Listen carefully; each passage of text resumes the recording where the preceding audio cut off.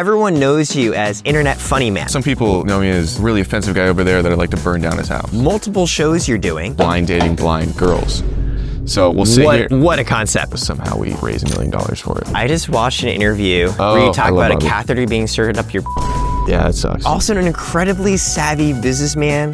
We've got a bona fide drug-filled frat house. All pulled our money together. Had to Photoshop that I had $3,000 in my bank account. No. So I can move. You've cultivated from a single hit podcast in 2020. You're running a media empire now. Is there just this unshakable faith this is gonna work out? I mean, that's all.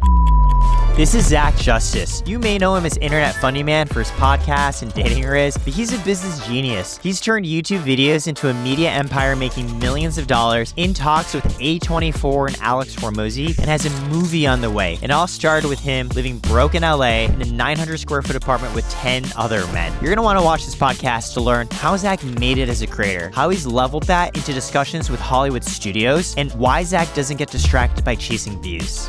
And if you're a creator, my company Karat helps creators with business finances. We're giving sign-up bonuses of up to $10,000 to creators setting up business banking with Karat. Learn more via link below.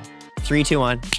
See, there we go. Oh my God. That's good. That's culture. Excellent, Zach. Thank you so much for making time. Of course. It is 9:30 a.m. in the morning right now. It's beautiful. I've been up for like 5 hours. I've been working the whole time. Nobody in LA does a podcast at 9:30 a.m. in the morning.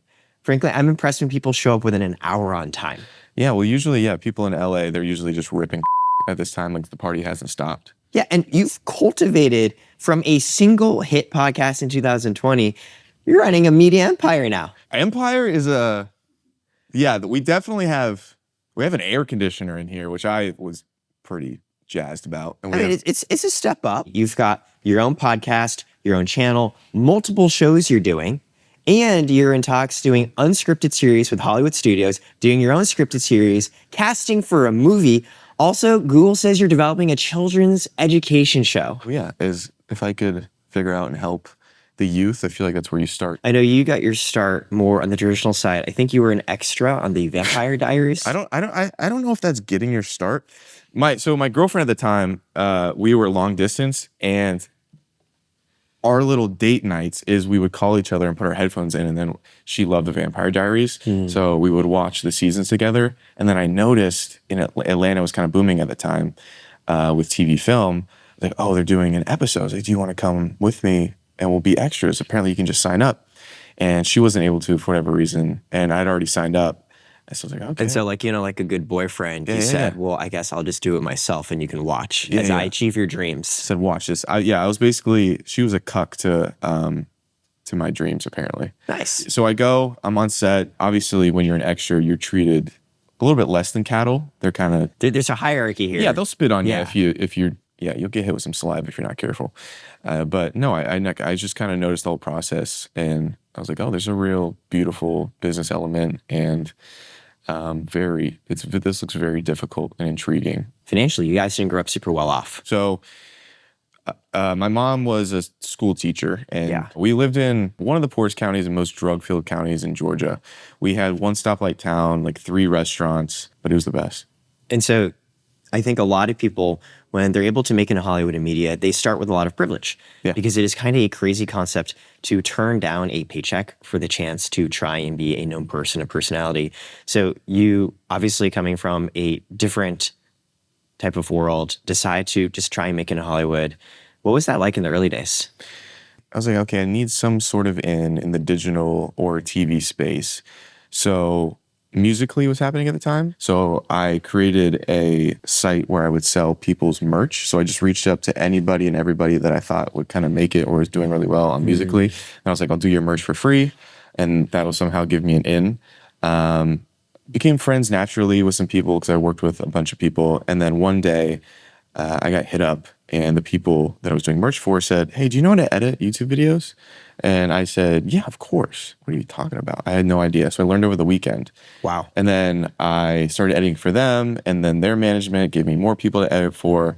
And that allowed me enough money to move to LA, where I found this place on Facebook Marketplace. It was a 2-bedroom, 900 square feet, 10 guys living in it that I didn't know. Like, you turn on the air conditioner and the microwave at the same time, all the power would go out. It was very, very not nice. We had We had bolted windows, eating dollar store food, same exact meal every day for like years.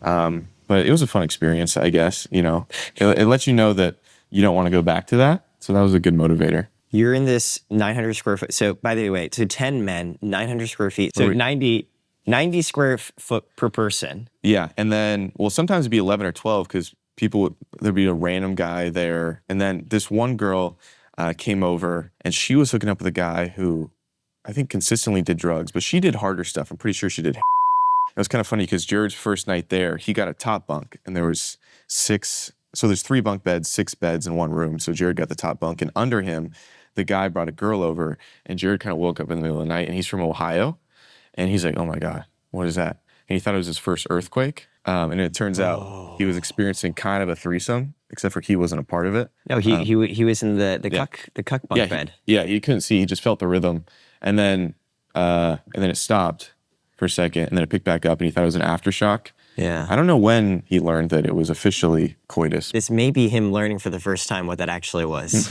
We're watching his live reaction. Oh, he loved it. He was all in. I'm seeing you very early days in your 90 square feet of personal space. Hey, you're making moves on the digital side, starting off by offering free merch services, learning how to edit. And on the traditional side, are you getting cast? No. Word, I don't even know where I'd shoot an audition. We've got a bona fide drug-filled frat house. Yep. People are just ripping bongs. You couldn't breathe. Well, the one thing is you could shoot a movie in there because they put haze in usually when you shoot movies. And it was just, I probably was high for the duration of however long I stayed there. But you came from the Vampire Diaries set. You're a good looking guy. No, brother. No, if you go to the Vampire Diaries, those are good looking people. I'm a white guy that happens to have like a little height advantage. So like sometimes a woman will be like, nice. But other than that, there's some movie star looks out there. But no, yeah, I didn't even know where to start as far as finding representation, getting auditions, that whole world. So it was a very, very slow process. What were you trying to do at this period in your life? Well, brother, I was just trying to get some calories in my stomach. No, so I was kind of just trying to prep for the future. And I was like, if there's ever an opportunity where kind of a gate opens up, at least I'll have something in me, they'll be able to sprint through it. So I was writing scripts at the time. So the movie I currently have in casting, that's where I started writing it, was I would put up bed sheets around my bunk bed, and then I would kind of like crowd in and I would write, because I knew like one day, hopefully this would pay off. And if somebody came to me, or if I had an opportunity to do a movie, I already had something. Like I was ready for if an opportunity came. And that also I was, just trying to figure out kind of next steps of what life is, some acting classes, learning, like researching what to do, but mostly it was a lot of writing. Like I just didn't have a lot. I was always like criminally exhausted. Just like, I didn't eat very much, and like with no sustenance, you're kind of just like. I did go back to the earliest episodes of Dropouts. I wanted to see what you looked like, and it's basically the same but skinnier. Yeah. I'm telling you, I couldn't afford food. It was funny because we'd go to Aldi. That was kind of our step up from the dollar store. And they'd have these like $1 tortellinis that I would eat every single day with some like $1 pesto sauce on the side. And looking back, that was not good for me. Yeah, that is. It was just cheese not filled. healthy. Yeah, no. So what changes? What becomes your first big break? So we start doing some TikToks. I kind of noticed it become TikTok at this point, and I noticed there was a little bit of something coming out of the cringe. Like people were kind of coming to it and making a little bit more comedic videos that I was enjoying. So kind of just tested ourselves and thought maybe if we start making some content, this could be an opportunity. And then started making content, just didn't stop. The first videos were maybe the worst things anyone's ever made. What were they? We'll make sure to play them right here, but please describe. I think I remember, but they're bad, So they're definitely bad. I shaved Jared's head in one of them in like a cult ritual that we thought was funny at the time. And then I went back and watched it and I was like, oh that should be burned. I don't know if you can burn things that are on the internet, but that should be burned. And then slowly started the process. But so we were in the 10-person place, and then like a middle-aged man moved in, and he was going through like a custody battle. He's kind of drinking himself to death every night, and he shared the bunk bed above me. And 6 of us were very worried that he was going to stab us. And the other 4 were like, I'm for this. Maybe. Okay. I don't remember. But there's majority vote. We're worried about this man. Yeah, we thought he was like going to stab us or kill one of us or whatever it was. So we kind of banded together in the middle of the night, and we're like, we got to move out. So 6 of us come together. I initiated the plan. I found this place to live. And then we kind of all pulled our money together. But I had to Photoshop that I had $3,000 in my bank account. So I could move to the new place. And then I thought I was living like a king because I only had to share a room with Jared. So there was only 2 of us, and we had the master bedroom. And whenever, it was funny, whenever we like FaceTime a girl or do anything, we'd pretend we had like the full room to ourselves. Because the other guys would hide. Well, I slept on the floor on something I called a Japanese mattress if anybody came over. Yeah. But it was really just like a little mattress topper. Right. And I put that on the ground. And then if Jared FaceTimed someone, we just clean it up. Or I'd pretend like Jared's bed was my bed because he had a twin bed, which was like sick because it was off the ground. Did he also let you use that bed? Hey, if you're a creator, my company Karat is giving up to thousands of dollars in sign-up bonuses to creators who bank with us.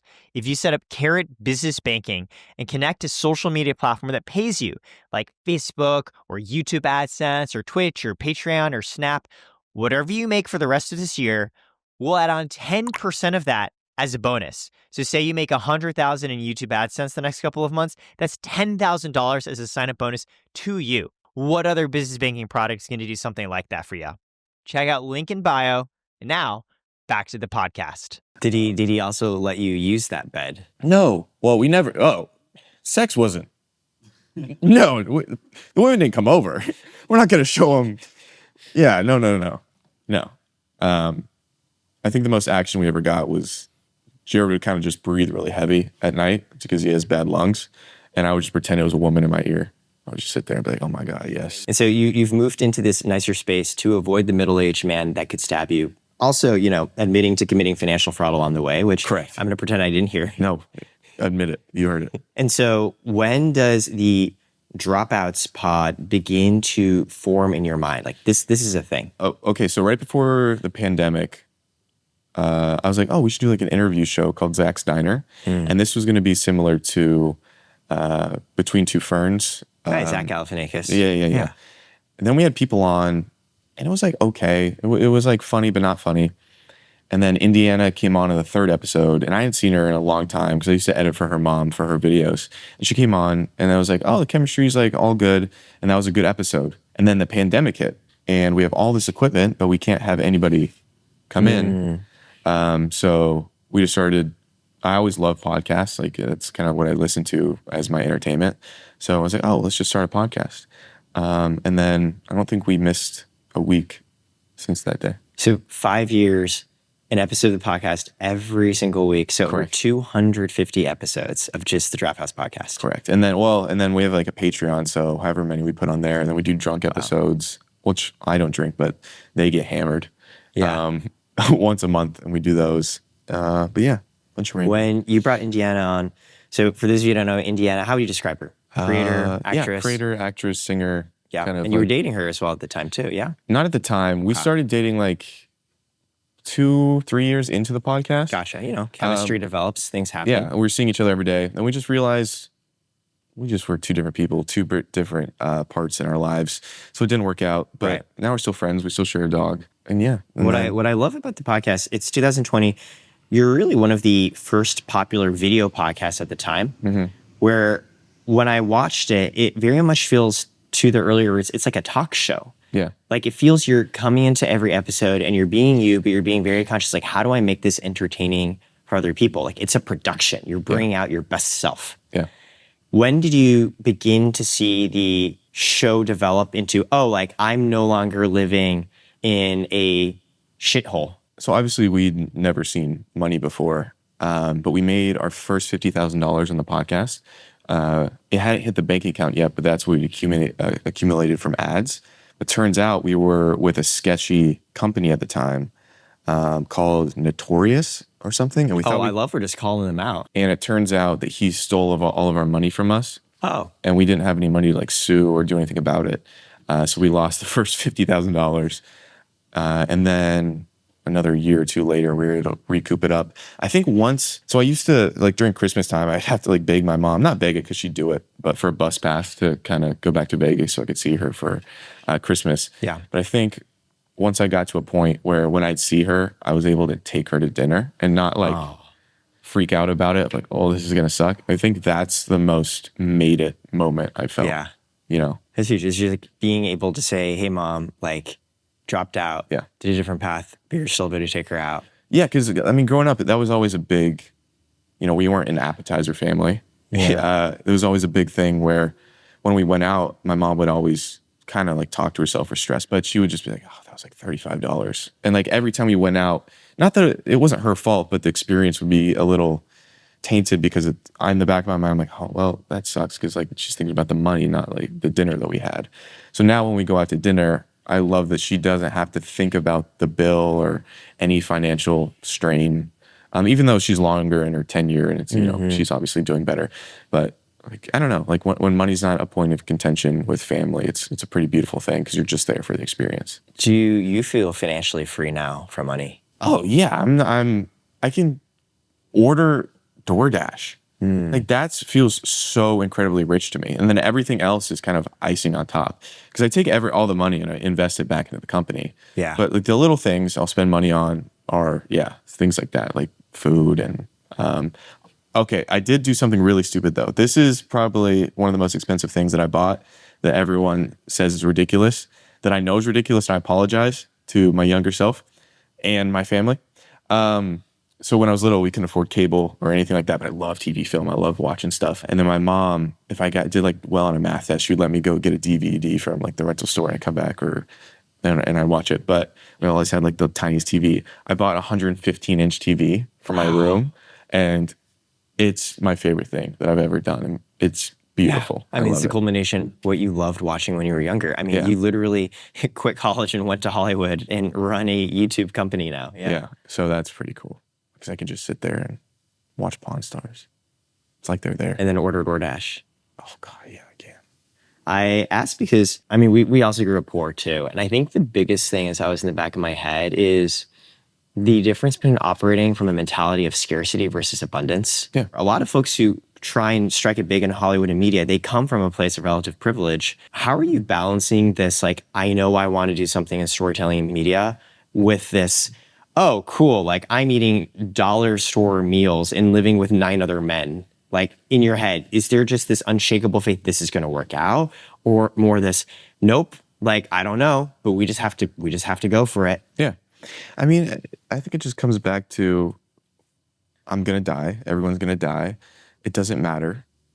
And for that reason, the finite time that we have really does matter. And I don't want to go do something because someone else wants me to, or I don't want to go do something that I don't enjoy or doesn't challenge me or doesn't feel like has some type of bright future, because you can fail working for yourself, but you can also fail working for someone else. So it's like, if I'm going to fail, at least I tried it. You know, I'd rather live with that.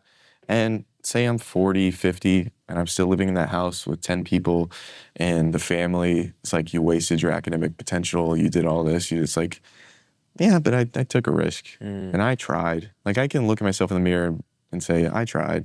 And still there's no guarantee that any of this works out. I mean, I could go bankrupt next year and all this went away, but it's like, hey, you know, I tried. And Robert Downey Jr., if he had given up at his lowest, he'd never been that Iron Man. So I think a lot of people, so he had like minor success, everything fell away, and then he was able to become one of the most famous people or actors or successful people ever.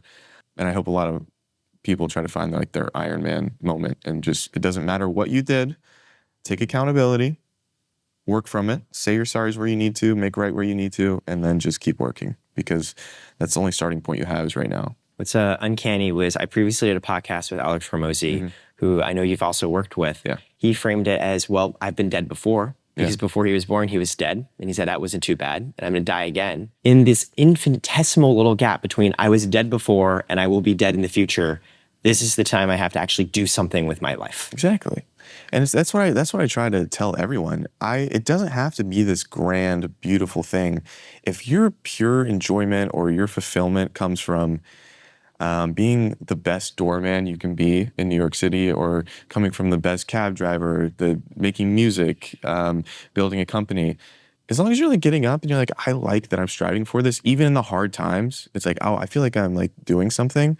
Just taking care of family, being stay at home.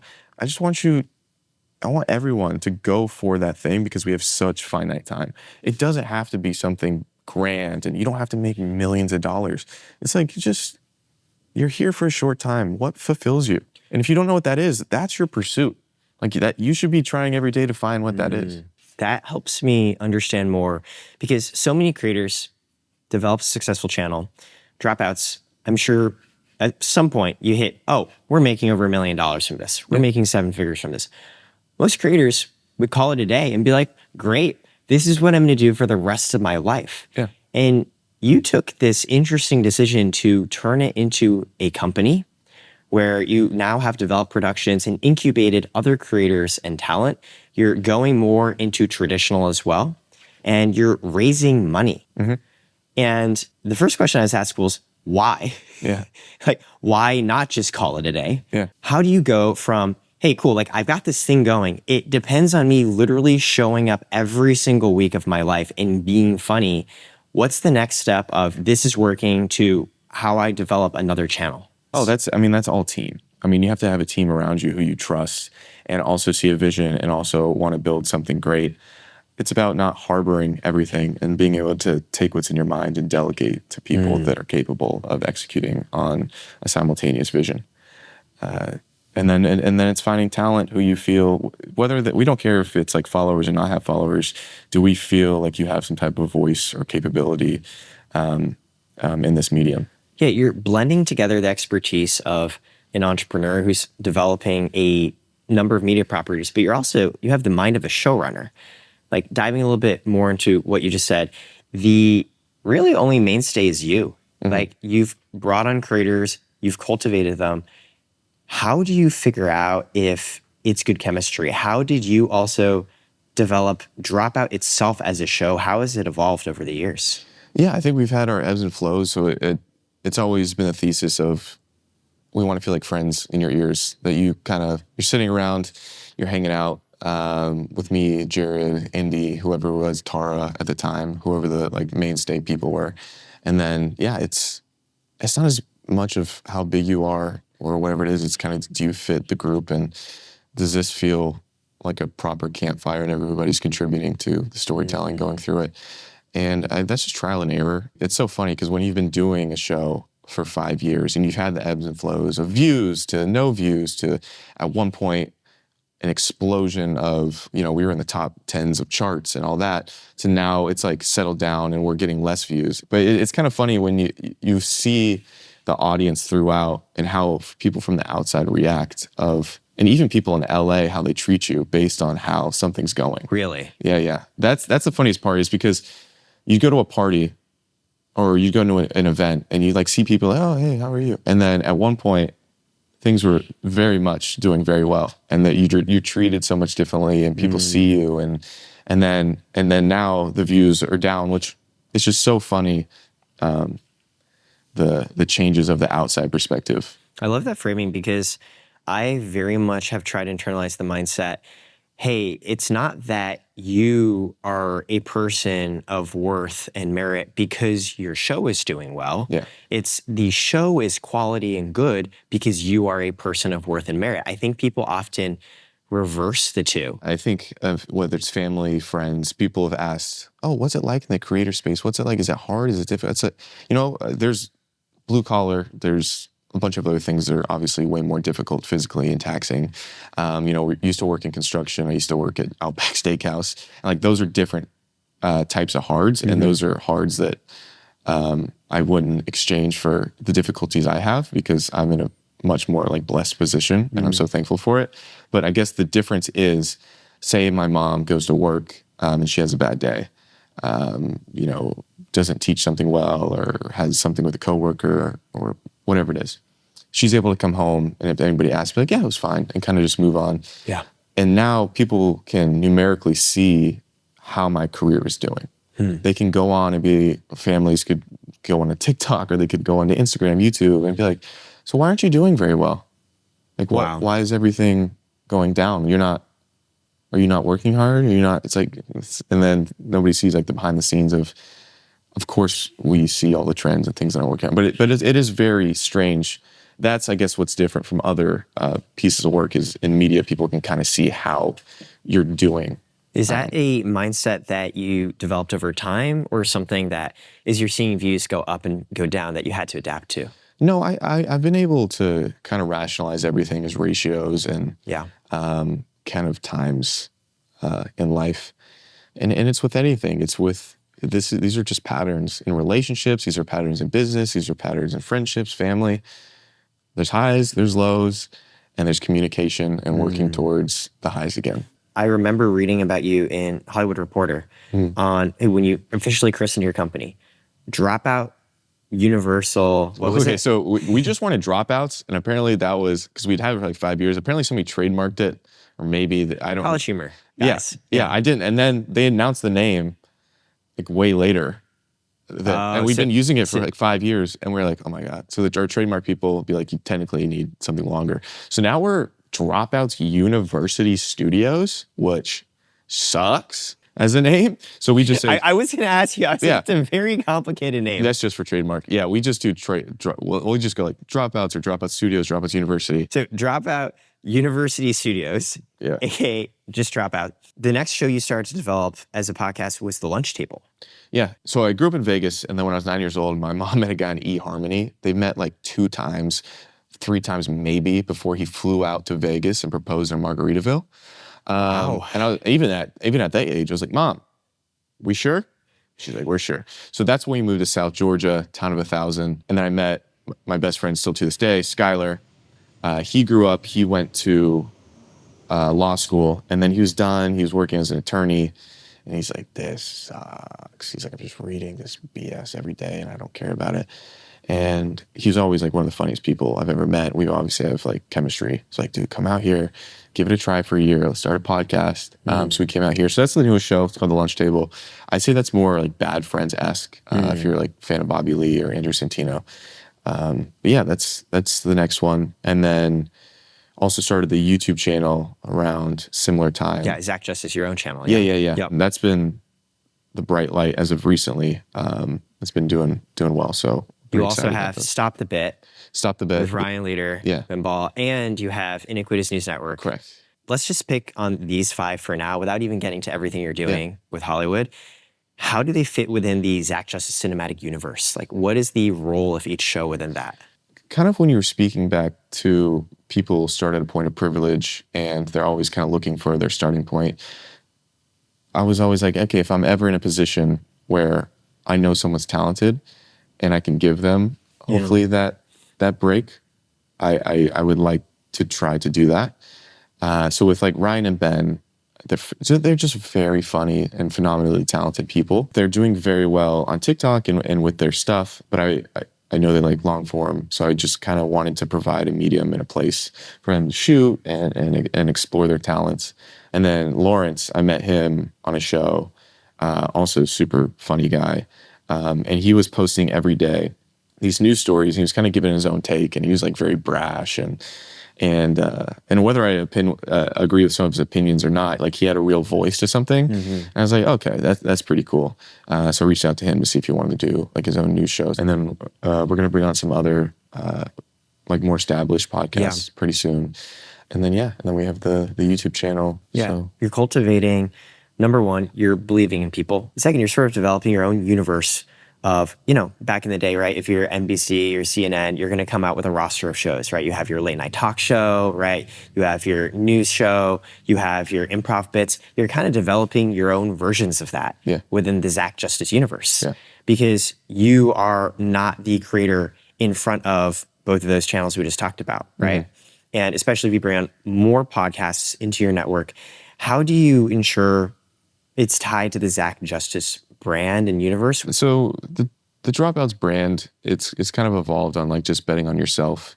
and obviously entertainment. So it doesn't have to directly tie to my sense of humor or my sensibility or even my views. I just want to give people a place and an outlet. And the shows that have synergy will obviously work together to cross promote. And then the ones that we don't will help more with back end stuff, or, you know, whether it's they need financial help or getting ads or whatever it is. We just we want to find people that we think deserve a chance at some help or could help us in some way. And our rule is like, don't work with a-holes. Yeah, it's a good rule. That's kind of just what it is. So how do you manage that from a financial POV? Yeah. Because what you're talking about is a lot of investment. I imagine many of these properties aren't necessarily making money right now. Yeah. So we'll do a rev split and IP split. We feel like that's the most fair, where we both own like a sizable piece of the pie. Yeah. And then we work together to build something where if we weren't working together, it might take longer. Or it might not work out as well. So we feel like we're partnering with people where if we team up, we will both do better in the end than if we were both doing it separately. I know you also signed a deal with MGM, major Hollywood studio. What are you developing with them? I believe you said you had an unscripted series. Yeah. So we're developing Amazon, and who now owns MGM. We're in development for an unscripted dating show. So we've been pitching that around town.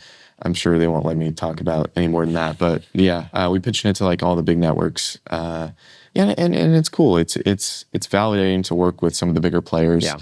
So like to be on Netflix, obviously working in what I do, I could probably get more views making a video here. Doing it just for YouTube. Yeah, but there's still some type of blue check mark of validity when you kind of work with the big boys, where you get more opportunities to work with the people you want to work with.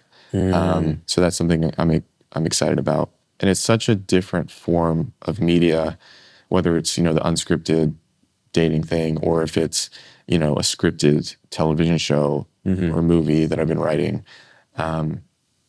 It kind of feels like you work so hard and long at something, where there's more immediacy in this. So I kind of like the delayed gratification and a little bit more oomph and that can go into maybe the larger projects.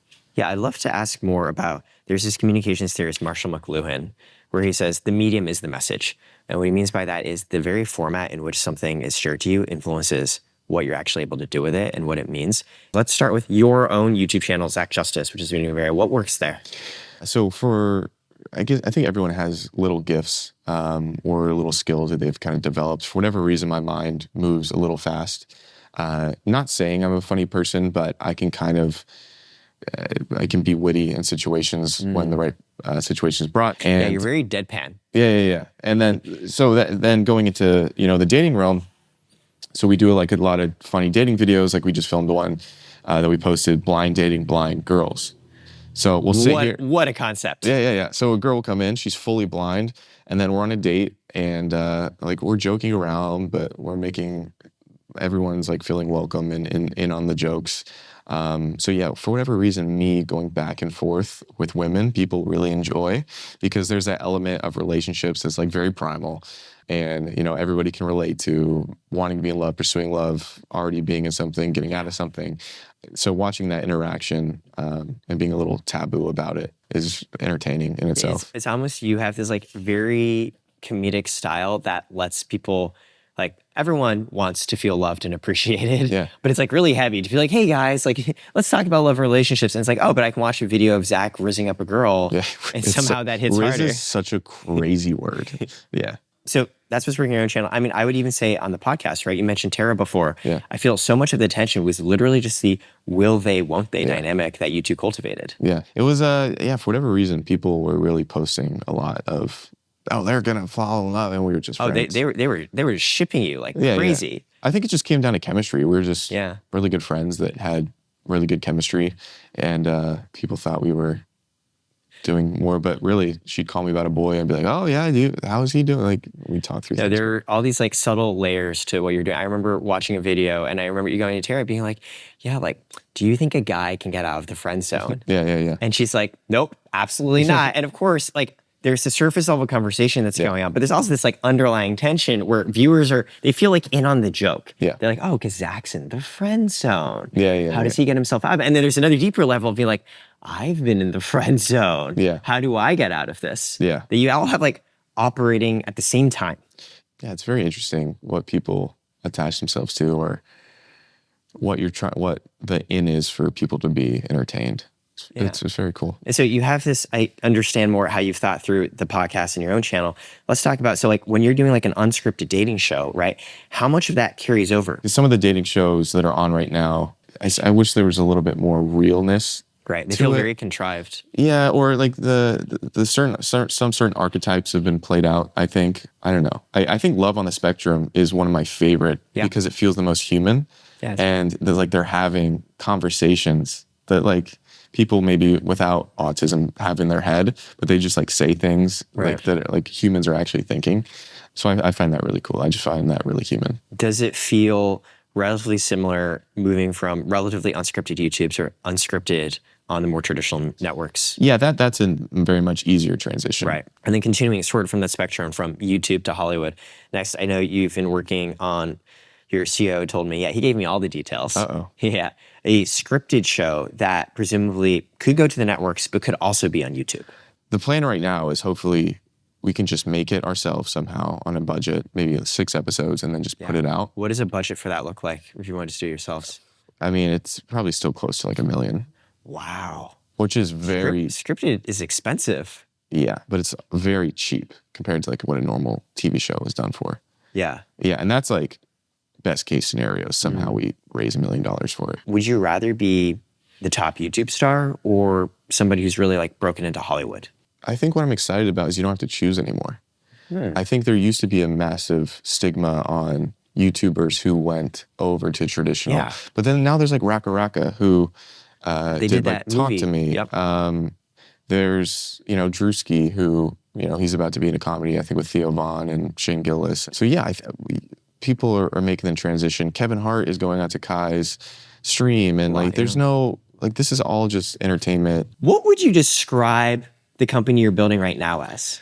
I think we're bridging the gap between traditional and digital. I think for a long time, digital was probably seen as the little brother to traditional. And they were both in the ballroom, but one was doing salsa, one was doing tango. I think finally we're getting them to waltz together a little bit. I mean, I've always loved narrative. I always loved traditional. And then digital is just a lot faster, more speed, more immediacy. And I love that there's less gatekeepers to that. And so I think you can be so multifaceted now that it's such a great time until AI takes us all over and nothing matters. Yeah, in which case, well, at least, we did the best we could while we had time. 5 years left. Yeah. Yeah. On that note, how do you, as a creative and also a business entrepreneur, how do you think of AI? Is this something that you started to use in your own work? Yeah, I think you have to embrace it or you're going to get left behind. I mean, a lot of people, rightfully so, are very scared about what happens next because it's going to take every job. Yeah. And I think the only end game is like, it's probably going to be universal income and everyone's going to be hopefully living in a utopia. There's like 2 paths. It's utopia. Or we're all dead. Or all dead. Like it really is. It's kind of insane.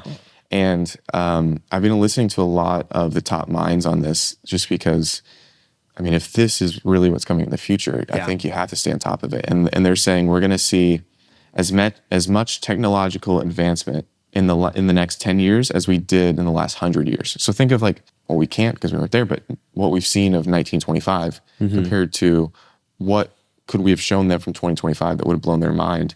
Okay, in the next 10 years, that's going to happen to us. Where that much advancement, like it scares me, it intrigues me, but it's inevitable. So I know a lot of people get mad and it's like, this is, but it is coming regardless because we're in a race with China and other countries. And if you're not first with this, if another country's first with it, they could become dominant around the world. So it's a cat and mouse game of I don't know who wins. So. There's actually a short story by Isaac Asimov called The Machines. And he wrote this like 20, 30 years ago. So, smart dude. Yeah. And the plot is super intelligent machines run the world and they start to make errors. Like, the grain yield in Afghanistan was 3% off and the human characters try and figure it out. And at the end, spoilers, if you're ever going to read this, the machines were achieving these errors on purpose to give the humans something to do. Yeah. Right. Well, I think that's part of it. I don't know, because we have this innate drive where it used to come from, we'd have to go hunt for food. Yeah. And now that's probably replaced by achievement because the food's just brought to us. But once achievement in the career sense and even maybe the relationship sense, once you can date anyone you want and it looks like they're there and physically touch, feel, perfect emotions for yourself, like, yeah, it's going to have to be artificial achievement or some type of artificial purpose, which I don't know how. Yeah. I mean, you're going to have to present that in a way where it doesn't feel like that, which is it's all very interesting and blows my mind. So say I wave a magic wand, right? Yeah. Every one of your shows on YouTube is absolutely killing millions of views. Your scripted series, your unscripted series, your, again, children's education show. Yeah. The movie that you've been working on for 7 years that you're currently casting for, which like, huge deal. All of it's out. Yeah. What's next? I just think a continuation. How do we scale? How do we impact more people's lives in a positive way? It doesn't stop. No, there's no end goal. This is the nice part is not knowing if the movie's going to get a 4% on Rotten Tomatoes. It's working for that not to happen. But if it does happen, and it's like, all right, there's the next thing to figure out. Like, I'm not going to create not everything's going to be the smash hit. I'm going to have some pretty big failures that I worked really hard on. And then am I able to keep that enthusiasm through that and create another learning moment for the people working with me or the people watching me to know that they can ideate on anything and keep moving on, or ideate, sorry. Yeah, and then I've been working really hard on like this psychological thriller. I've been in like several meetings with A24, and I really want them to take that. That's a big dream to mine because I love their company. So hopefully, I think my next meeting I'm going to find out, because I just sent them the script if we're going to work together on it. But that'd be dope. The duality of Zach Justice. I just watched an interview of you with Bobby Lee where you talk about a catheter being inserted up your penis. Yeah, that sucks. And now you're sitting here telling me, yeah, just send a script over to A24. Let's find out if they want to work with it. Yeah. This is an era to be studied. It just blows my mind. That's what I find so fascinating about how you operate, because people usually present themselves strictly as one or the other. Yeah. Right? I'm a creative. I'm an entrepreneur. I'm digital. I'm traditional. But nobody you know is like that. Nobody you know, like in their real life, is like that. Like, I watch you. I build your Karat business, but then we go play pickleball, and you've got like a competitiveness to you, and you've got this, and I'm still really pissed off that you won. I apologize. Yeah, no, and you did rub it in my face with your trash talk, and to be clear, I love that. I love trash talk. I'm a very we were trash talking. I'm a very competitive person, and in my head, I was like, I'm gonna beat his ass in next time. I mean, I saw The Art of War. I looked at you, and that feels a little racial, but why is that? Sun Tzu, definitely one of my father's ancestors. Okay, or is it racial or is it topical? Is it respectful? Is it I'm bringing up things from your, you know what I mean? You're honoring my heritage. Yeah, I'll bow with you anytime. I love that. Thank you. Yeah, that's what I do. Here's something about yourself that I think a lot of viewers don't appreciate. You aren't just wildly offensive. Yeah, I obviously I've always come off, or anything I put out has been mostly comedic, but I have a different side of myself that's, kind of thoughtful and different type of storytelling, and I have different thoughts. And I've always loved like movies like Ex Machina. You ever seen that? Of course. Or like Whiplash, like more dramatic, or Prisoners. But that's like, I don't know, those things, I'm just so gripped to that movie the entire time that I kind of want to make something. And the beautiful thing about comedy is if you make a good comedy, it'd be just as good as a drama if you took out the comedy. So that's how good the story has to be. So this is kind of something similar. For whatever reason, those mind-bending psychological thrillers like Seven, I just love. So I've always wanted to make something like that. The last question I have is, you're raising money right now. Tell me more about this. What does this look like? What's the process? Why are you doing it? The money is fantastic, and the money is going to pour gasoline on the fire we're already doing. The beautiful thing also about raising money from high-profile people that have done it before is you get to learn from them. So that's what I'm super excited for.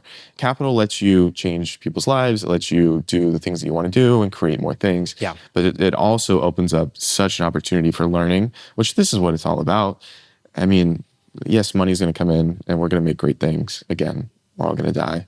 So if I can learn something from someone similar to what hopefully I can do for someone else to speed up the process of what I want to do, that's pretty beautiful. So we fast forward to the future. What do you want to be remembered for? What do you want your body of work to reflect? I don't care if I'm going to be your friend. We're going to joke. I don't care if you're a homeless guy or like a CEO. I'm going to probably treat you the same way in a loving manner, but like how I am, jokey. And then after that, if I die, just put me in a box. It doesn't matter. All my memories and everything's dead anyway.